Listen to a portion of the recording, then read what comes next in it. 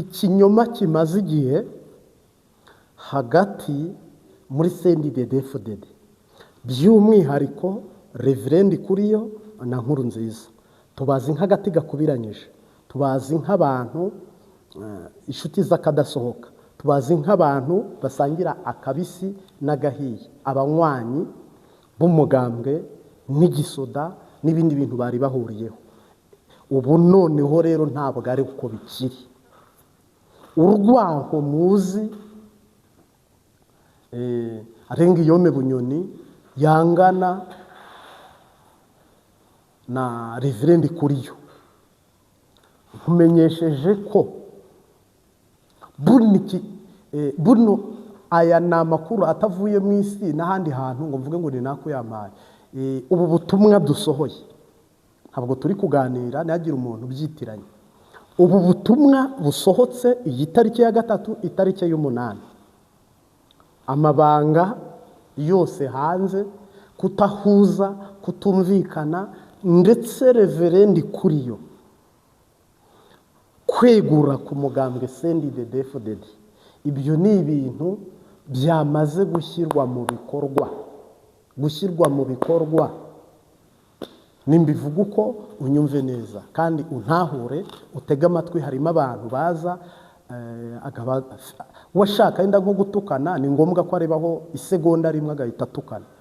Noneho rero wowe ukurikira ubutumwa bwiza uraza kumenya byose mu izina y'umwami wacu Yesu Kristo. Reverend Kuriyo ni umukuru w'ishyaka cyangwa w'umugambwe CNDD-FDD. Buno ntabwo bigishoboka kwaba umukuru w'uyu mugambwe. Ntibigishoboka ko yumvikana na Evariste Ndayishimiye. Ntibigishoboka ko basangira akabisi n'agahiye. Reverend Kuriyo afite ibyo ari gusaba atari guhabwa kandi atari kwemererwa. Reverend Kuriyo afite ishavu n'uburakare n'umujinya kuri Neva, kandi nta kintu na gitoya gishobora kuzimya uwo mujinya cyangwa ubwo burakare.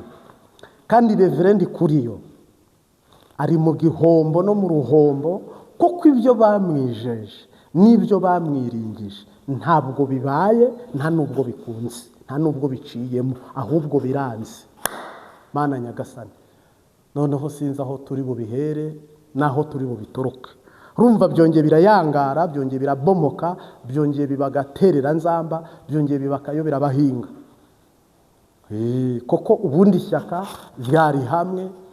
Tuzi Reverend Kuriyo wavuga ngo ashaka kwigisha, yigishe kugeza ubwo yakigisha, akigisha n'uri mu nda, kandi yigisha iby'umugambi. Ni ukuvuga ngo uyu Reverend Kuriyo yari umwigisha muri CNDD-FDD uri konve, ariko butuvugana amakuru atariho ivumba atangwa nijoro. Reverend Kuriyo, uwitwa Reveriyani Ndikuriyo, hamaze kujyamo towa cyangwa se expired. Niyo mpamvu nababwiye ngo ibintu by'abadede kw'Imana itabishyigikiye, n'abarimo baragomba kuvunika. Aba bari muri CNDD-FDD cyangwa batwaye igihugu cy'abayobozi mu ndongozi zirimo, niba uri indongozi y'ukuri ugomba kuvunika cyane. Kuko buno amakuru nge Imana yampaye, amakuru Umwuka Wera yampaye turi gutangaza cyangwa se tuvuze, ni uko ikintu mugiye kwitega hano imbere, ikintu mugiye kwitega cyihutirwa kandi gishyushye kandi gihagurutse kandi kije kandi giteye ubwoba. Nishwana n'itandukana n'urwango no kudahuza no kutumvikana hagati ya Reverend Kuriyo n'uwitwa Evariste Ndayishimiye. Mbivuze bitaraba, hatagira umuntu uvuga ngo amakuru ngo bayaguhaye, duhanura ikintu cyahita gisohora. Nk'ubu tumaze iminsi tuvuga ibintu, noneho byasohora umuntu agahita yitanguranwa ngo n'ubundi ngo byari kuba, ngo n'ubundi ngo byabaye. Ntabwo mpanura ngo unyemere, na Yesu ubwe ntimwamwemeye, nta nubwo nicaye hano kugira ngo nkunde unyemere, na Yesu ubwe ntimwamwemeye, ariko hari abamwemeye. Nanjye aha nicaye aha hari unyemera, hari uvuga uti iyo ngira ubushobozi nari kumugurira amazi. Hari unyemera, ntabwo nicaye hano habuzemo unyemera, barimo.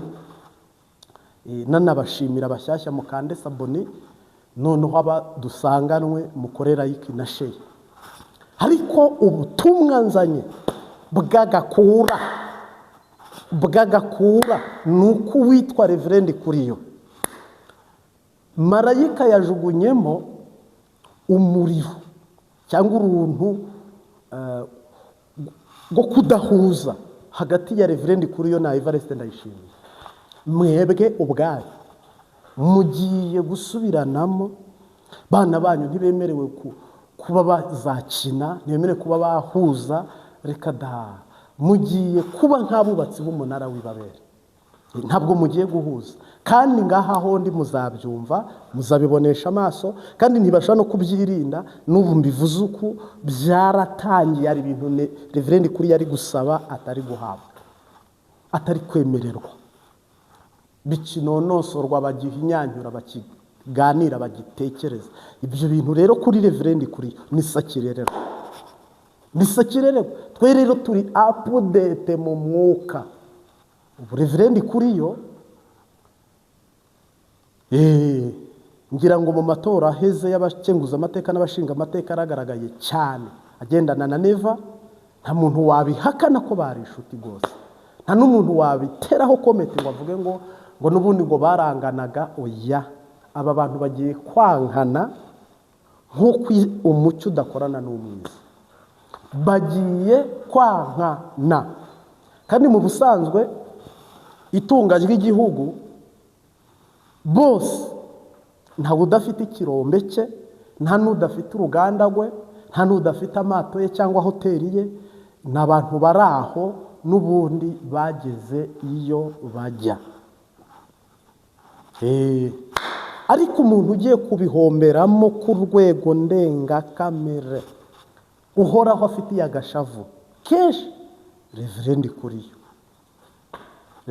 Kuriyo rwose umwami Imana agufitiye ishavu. Rero Imana yavuganye nanjye irambwira ngo ntangaze ubu butumwa mu Barundi bari hanze n'abari mu gihugu, mubikurikire, mubyumve, mubyigengesere, mubyitwararike, kandi mubirorere. Ni ikimenyetso cyihutirwa cyo kurangira no gutembagara kwa CNDD-FDD, nta kindi bibereye. Nacyo kiri mu bimenyetso. Ubundi umuhanuzi mwiza, umuhanuzi w'ukuri, umuhanuzi utari interengatanya, umuhanuzi w'ururimi rumwe, iyo biri ngombwa araguhanurira akaguha n'ikimenyetso.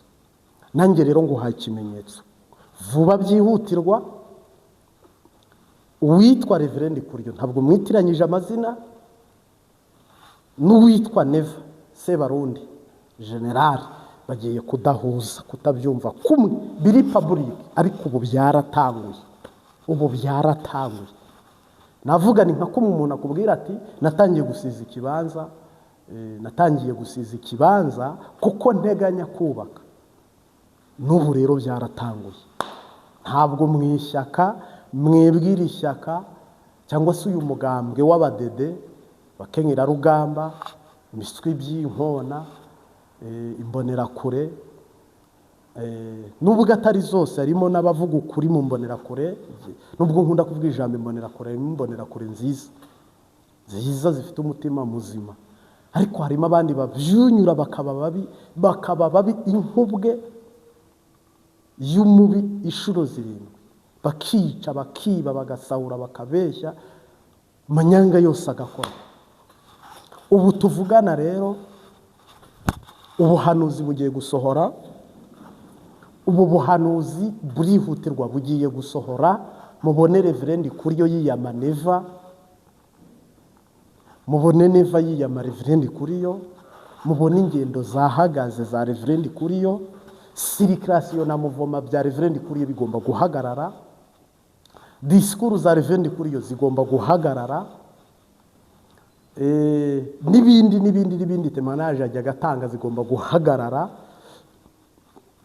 Ngira ngo kandi kikubwira ko ibi bintu ari Imana iri kubikora, kikubwira ko ari Imana iri kubikora, ntawe baruranyije ubasimbura, nta n'uwo batoranyije ubikurikirana. Oya, ni ibintu biraho, ni ibintu biteye uko, ni ibintu bimeze uko, bidafite gukira uko ariko kose, ahubwo biteje ikibazo n'impagarara n'impanuka ku rwego ruhambaye.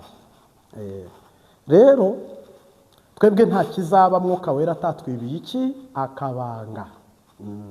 Mwami Yesu dutangiye utangirane natwe kandi uze gusozanya natwe, uha umugisha umuntu wese uba konsantare gutega amatwi ubutumwa bwiza bw'igihugu cyiza cy'u Burundi. Kandi Mwami abadutangirana iteraniro tukarirangizanya, uduhe kugabanira hamwe, hama nsinze kuba ari jyewe utambutse ubutumwa, ahubwo muri njyewe ubutambutse. Cecekeye imbere yawe nawe uhanura ururimbo usenge mu izina ry'Umunyanazareti. Amen. Pera Imana icyubahiro. Rero niba uhari kandi ukaba uri kubyumva, Umwami Yesu aguhe umugisha. Nari nkiri kukubwira ko umuntu hano uri burokoke n'umugore wa reverend Kuriyo, afite amahirwe yo rwose ko ibi bintu bitazamukukumukana. Ariko Angelique Ndayishimiye, wa wundi umugore wa perezida nyine, ubwo ni mama w'igihugu cyose, umwe nyine utanga ibere ku muntu wese w'umurundi, ushobora kurya no kunywa mu Burundi. Ngira ngo uriya niwe mama, niwe mwamikazi mu ijambo rimwe. Uriya biragoye, abitse byinshi. Hari igihe isi cyangwa abantu, habaho abagore bitwa ba Vashiti babayeho batagonda izosi bakomakomeye, hakabaho abagore bitwa ba Penina basuzura, bazi guhemana no gukobana. Ngira ngo rero uyu nawe ntabyoroshya, ni umwe mu bantu bahambaye rwose ku rwego rwo hejuru. Ariko Imana idutabare mu izina ry'Umunyanazareti. Nashatse kukubwira iki rero? Nashatse kukubwira ngo turi mu kwezi k'umunani, ni ukwezi kw'akajagari, kwezi ko kwirukanwa, kwezi ko guhunga, kwezi ko turi kwinjira mu mezi mabi mu gihugu, cyangwa se mu minsi mibi mu gihugu mo imbere. Ariko hamwe n'Imana isumba byose, ishobora byose. Niho yantumye ngo mbwira bumvira, naho abatumvira bazibonanira. Niho yantumye ngo mbwira bumvira, naho abatumvira muzibonanira. Niho yantumye ngo mbwira bumvira, naho abatumvira bazibonanira. Neva se wagize ngo azabahoye iki reverend Kuriyo? Mbaze nkubaze, azaba muhoye ubusa. Nimvuga ubusa umva ubusa, azaba muhoye ubusa, kuko bose bakoze ibyaha ntibashyikira ubwiza bw'Imana. Azaba muhoye ubusa. Wagize ngo se intambara izazana na he? Ni ibintu reverend Kuriyo azasaba muri guverinoma, n'umurongo ashaka gushyiraho, niva zawawe. Kandi reverend Kuriyo azababara, umuriro uzahita uturuka aho wake, kuko n'ubu arareretse cyangwa bazamurerega, ariko bazankana biri no kwibuka ko basangiriraga ku meza amwe. Ariko ntabwo byoroshye, koko bose bari mu murongo utaborohe cyangwa mu matwara mabi cyangwa mu gihe kibi. Ariko Neva azahora ubusa mugenzi we reverend Kuriyo. Ariko ubu tuvugana n'ubu butumwa barabwumva, na Neva kandi arabwumva, nyiricyubahiro se Barundi arabwumva, reverend Kuriyo arabwumva. Ahubwo bahita bavuga ngo ni iby'inkotanyi, ni ibyo FPR yamutumye. Ntabwo bashobora kubiha agaciro ngo biyirize ubusa barambye basenge. Ariko mugiye gukoma. Reverend Kuriyo nabonye afite urucundura ari kuroba, ariko ari uruntu rwitwa inkara. harimo abantu bataruzi. Mu kinyarwanda bakunda kuvuga ngo yarobye.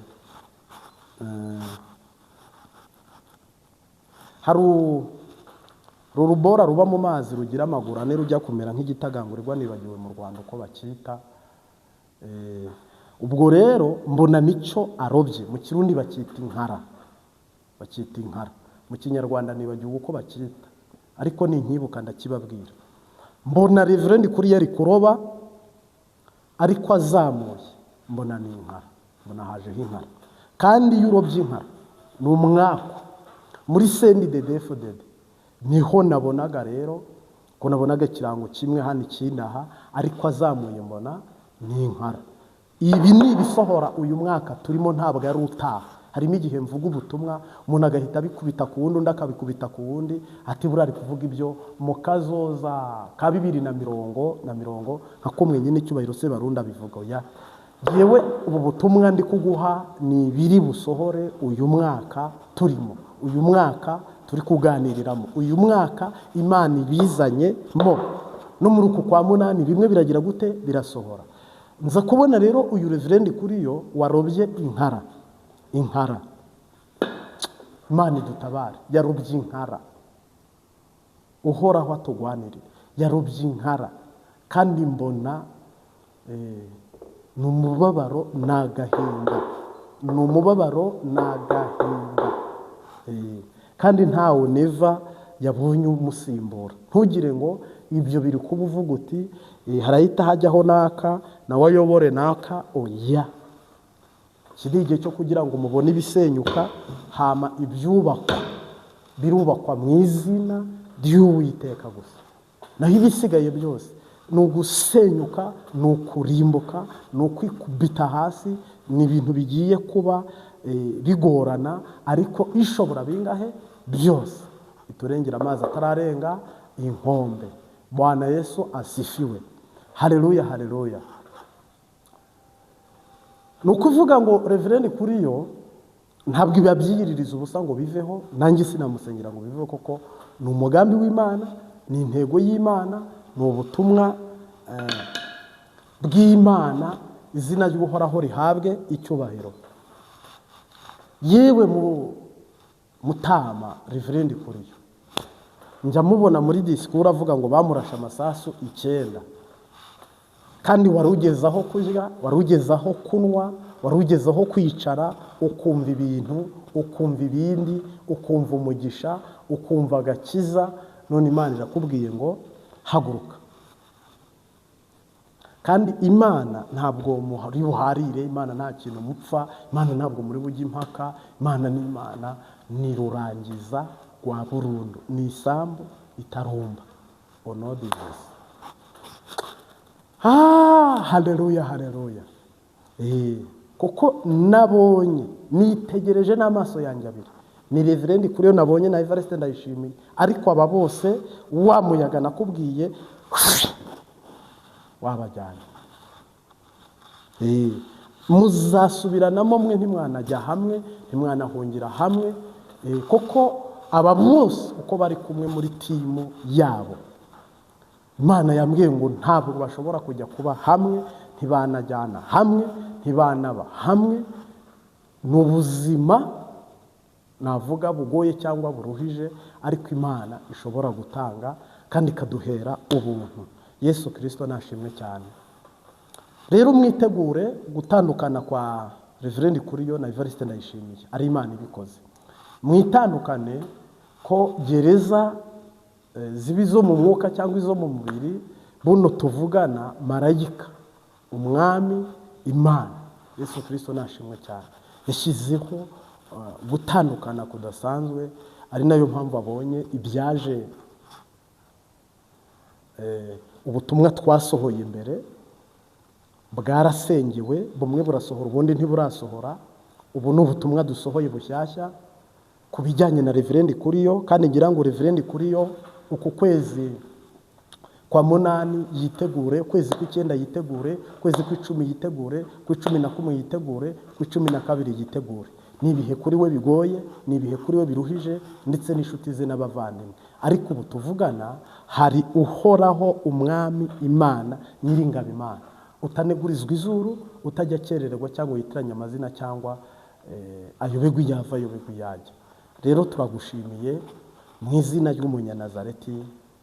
Murebe urukundo rukomeye cyane twahawe n'Imana ihoraho, twahinduwe abana b'Imana ihoraho, dukwiye kubana amahoro, tuzanezerwa cyane mu ijuru, tuzaririmbana n'abera, tuzambikwa ikuzo muri urwo rukundo, n'amarira azaba mu ijuru, tuzanezerwa cyane mu ijuru, tuzaririmbana n'abera, tuzambikwa ikuzo muri urwo rukundo, n'amarira azaba mu ijuru. Sishaka gukorera abami babiri, niko gukunda isi n'ijuru. Hariho abakunda ubutunzi bwo mu isi, bakaburutisha ubw'ijuru. Tuzanezerwa cyane mu ijuru, tuzaririmbana n'abera, tuzambikwa ikuzo muri urwo rukundo, n'amarira azaba mu ijuru. Utugirira ubuntu Mana ihoraho mu rugendo rwacu dufite, utwoherereze umugisha mukiza, tubashe kukumenya Mana. Tuzanezerwa cyane mu ijuru, tuzaririmbana n'abera, tuzambikwa ikuzo muri urwo rukundo, n'amarira azaba mu ijuru. Tuzanezerwa cyane mu ijuru, tuzaririmbana n'abera, tuzambikwa ikuzo muri urwo rukundo, n'amarira azaba mu ijuru. Hariho abahamya b'urupfu rwa Yesu, nibo barungurutse mu mva. Yesu ubwo yamaraga kuzuka mu mva, hanyuma yagiye mu ijuru. Tuzanezerwa cyane mu ijuru, tuzaririmbana n'abera, tuzambikwa ikuzo muri urwo rukundo, n'amarira azaba mu ijuru. No mu gihe tugendera muri iyi si, tuyibonamo ibidushuka, ariko dukwiye kunesha ibyo byose, kuko ari ko Imana ibishaka.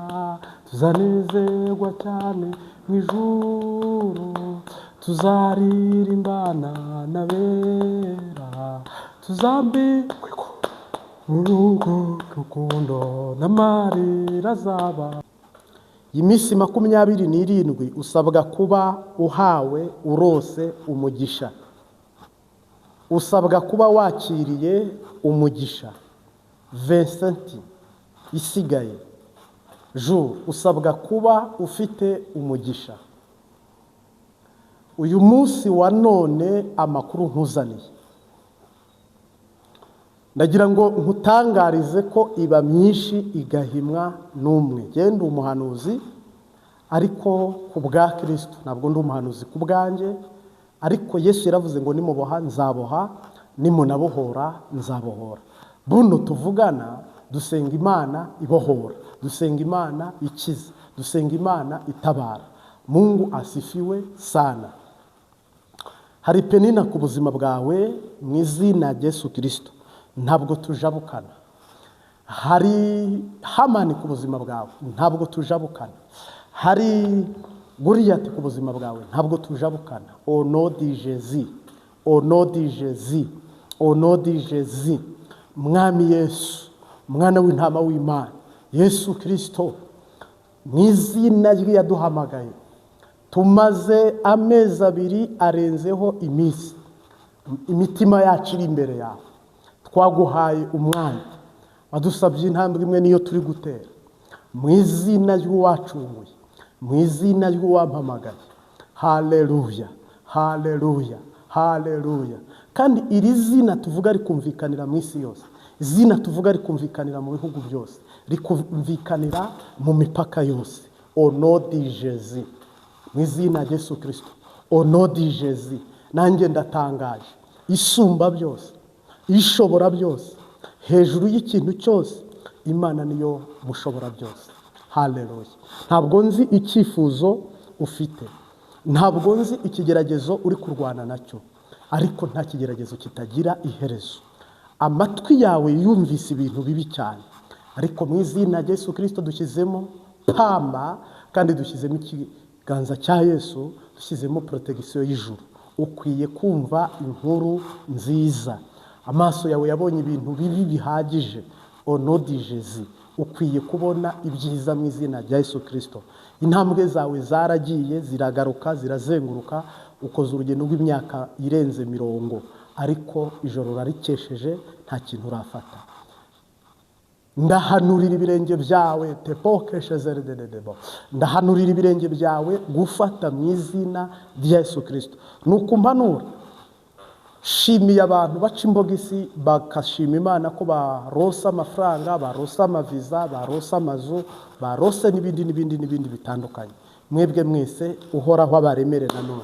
Hano turi n'indi mitwaro itarishyurwa mu izina rya Yesu, mu izina rya Yesu. Ntubone nge ubone Kristo, mu izina rya Yesu. Ntubone nge ubone umwami wacu Yesu Kristo. Au nom de Jésus. Ntaba ari nge, ahubwo izina ry'Imana rihabwe icyubahiro. Ubabara he? Uribwa he? Ushonje iki? Ugwaye iki? Nguheke mu buhe buryo? Mu nteruzo y'amasengesho, kugira ngo nawe ushyike mu byasezeranwe, uhabwe gakondo, Imana ikwiyereke, Imana ikwitamururire, izina ryayo rihabwe icyubahiro. Yesu Kristo yambutse inyanja n'amaguru, yaragiye kubohora umusazi. Yesu Kristo agiye kuvoma kw'iriba rirerire, yaragiye kubohora imaraya. Yesu Kristo misiyo ye niyo gutabara no gukiza. Mwokozi. Haleluya, haleluya, haleluya, haleluya. Nejejwe n'Imana mu mutima wanjye, n'umuriro n'ijuru ndimo, sigaye ngendera mu mucyo n'ukuri, Yesu umukiza niwe mucyo. Imigisha yo mu gakiza k'Imana, kubw'ubuntu narayihawe, nayihawe mu gihe nihana ibyaha imbere y'umukiza ye. Nejejwe n'Imana mu mutima wanjye, umuriro w'ijuru ndimo, sigaye ngendera mu mucyo n'ukuri, Yesu umukiza niwe mucyo. Imigisha yo mu gakiza k'Imana, kubw'ubuntu narayihawe, nayihawe mu gihe nihana ibyaha imbere y'umukiza Yesu. Nejejwe n'Imana mu mutima wanjye, n'umuriro n'ijuru bindimo, sigaye ngendera mu mucyo w'ukuri, Yesu umukiza niwe mucyo. Haleluya, haleluya, haleluya. Yesu arabizi ko umaze iminsi uroba, ariko ukaba utarafata ikintu na kimwe. Yesu arabizi ko umaze iminsi mu rugendo, ariko ukagendera ibubafu. Au nom de Jésus. Yesu arabizi ko yavuye mu ijuru kubera wowe, kubera njyewe. Uyu munsi wa none, umwami wacu Yesu Kristo, nimemuona asiye badilika, Yesu hawezi badilika. uyu muntu uyu ni umwami udahinduka, ni umwami udahinduka. Ahageze ahariho hose, abo shitani yari atwaje igitugu, Yesu abaha amahoro. Abo shitani yari atwaje igitugu, Yesu abaha umugisha. Onodijezi, ndatura ku biganza byawe, ndatura ku birenge byawe, ndatura mu maso hawe. Habwa umugisha n'Imana ya Aburahamu na Isaka na Yakobo, mu izina rya Yesu Kristo w'i Nazareti. Ijambo ry'Imana riravuga ngo witinya, wicika intege, koko ndi kumwe nawe. Haleluya. Nzakenyuruza abami kugira ngo nkukenyeze, nzamenagura ibihindizo by'ibyuma, nzabicamo kabiri, nzaguha amabere y'abami, nzaguha konka ku mabere y'abami. Ni ijambo riri muri Yesaya ikigabane cya 43. Yesaya niko yari ari guhanura. Haleluya. Mungu asifiwe sana. Imana yari iri kubwira Kuro, uyu munsi wa none Imana izakujya imbere ahari ubutunzi, Imana izakujya imbere ahari ubuzima butarimo abarozi, uhoraho azakujya imbere ahari umugisha bitivangavanze nk'ibi ngibi.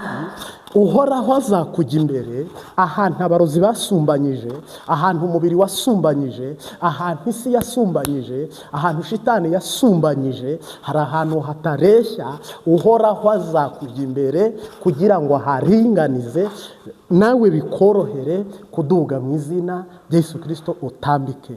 Mungu asifiwe. Amara aravuga ngo ibihindizo by'ibyuma nzabicamo kabiri. Umaze iminsi muri gereza y'ubukene, Imana izi ko baguhindijeho, bashyizeho urugi, bashyiraho iminyururu, nabyo azabicamo kabiri. Kandi ibihindizo by'ibyuma nzabicamo kabiri, n'imiringa nyivutaguze. Mungu asifiwe sana. Kera bakingishaga ibiti bagashyiramo ibi bihindizo by'ibyuma, barangiza bagashyiraho iyo minyururu bakaboha. Ntako shitani atagize ngo akwangize, abyangize, agusenye, akurimbure. Ariko akanwa k'umuhanuzi, ariko ikiganza cy'umuhanuzi, ariko intambwe z'umuhanuzi, ariko intumwa, ariko ubutumwa, ariko kubohoka, ariko kubohora. Petete shezerererebo, nagira ngo nkutangarize, nagira ngo nguhamirize, nagira ngo nkuvugishe, nagira ngo nkubwire ngo uhoraho ibihindizo by'ibyuma arabicamo kabiri. Mu izina rya Yesu urasohoka mu mpimba, mu izina rya Yesu Kristo urasohoka. Iminyururu ikuboshya amaguru, iminyururu ikuboshya amaboko, ngo n'iminyururu arayicamo kabiri. Uhoraho yaje kubohora, uhoraho yaje gutabara, uhoraho yaje gukiza. Izina ry'Imana Data rihabwe icyubahiro. Mungu asifiwe sana. Uwo nimikishije amavuta, Imana ntiyagutererana. Kandi iri jambo riravuga ngo nzagufata ukuboko, sinzakurekura, nzakujya imbere, nzaba ndi kumwe nawe. Haleluya. Imana igeze ibwira Yakobo, iramubwira ngo nunyura mu birimi by'umuriro waka ntabwo uzashya. Yego. Kandi nunyura mu mazi atemba ntabwo azagutembana. Imana irabimubwira. Uyu munsi hari imyonga uri kunyuzwamo, n'inzozi zawe ziri kunyura haba ari inzozi, kandi inzozi ntacyo mupfana. N'intambwe zawe zisanzwe ziri kunyura habi. Mu buzima bwawe urimo uragenda urugendo rugoranye, ruruhije, rubangamye, ariko mu izina rya Yesu Kristo ritwicaje. Kwari kugira ngo utege amatwi ubutumwa bwiza, kwari kugira ngo uhagararane na Data, kwari kugira ngo umwami Imana akorane nawe utwumiza n'imirimo n'ibitangaza. Uko kwa munani witeguye iki? Uko kwa munani urafata iki? Uko kwa munani urakira iki? Uko kwa munani urahabwa iki? Ese uri mu marembo yo kwakira? Ese uri mu masengesho ko bitagucika? Ese uri mu mwanya wo kuza kugabana? Ese uri mu bihe byiza byo kugira ngo ijuru riguhere ubuntu? Ese uri mu bihe byiza byo kumva icyo Imana ivugana nawe? Ese uri mu bihe byiza byo kugira ngo Imana igucire akanzu? Ese uri mu bihe byiza byo kugira ngo Imana igire uko ibigenza? Ese uri mu bihe uri connecte n'ijuru kugira ngo ijuru ryitamurure? Ese urimo neza? Utarimo neza, jyamo neza mu izina ry'Umunyanazareti. Hama izina ry'uwatubambiwe rihabwe icyubahiro, kuko ibintu bigiye kuba neza, bigiye kugenda neza. Izina ry'Uhoraho rishyirwe hejuru. Turareretse reka kusamaza hari icyo nirerekeye, reka kusamaza hari icyo nirerekeye, reka kusamaza hari icyo nirerekeye. Haleluya. Mungu asifiwe. Imana ikumpere umugisha wo utangira natwe iteraniro ukanarisozanya natwe, ugabane mu izina ry'umunyanazareti. Ndagushimiye data. Hari abantu bashinze intahe ku bwa visa, ku bw'amapasiporo, ku bw'amazu, ku bw'amafaranga watanze, bavuye mu bitara, bavuye hehe muri aya masengesho y'amezi 3. Ndagushimiye ko watweretse ukuboko kwawe. Ngaho rero n'ubu turacyareretse, ubane na buri muntu wese none n'iteka ryose. Amen. Ndagushimiye cyane kandi ndagukunda. Nkwifurije ibihe byiza n'umunsi mwiza. Nkwifurije gutangira indwi y'umugisha n'amashimwe, kuko turi mu kwezi kwa nyuma no kubona imirimo n'ibitangaza Kristo akora. Ndagukunda cyane. Ciao ciao. Shalom.